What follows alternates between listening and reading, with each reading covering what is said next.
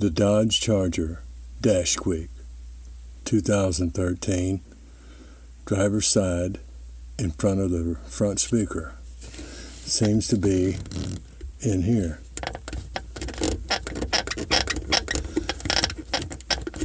Now I know the dash doesn't move that much when I'm driving it, but it sounds a lot worse than that over minor bumps and road imperfections.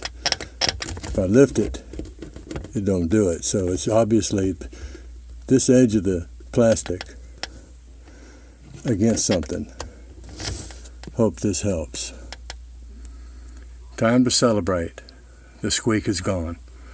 It was the bolt head you see right there, or screw. 7mm socket got on it on a short Chapman set ratcheting arm.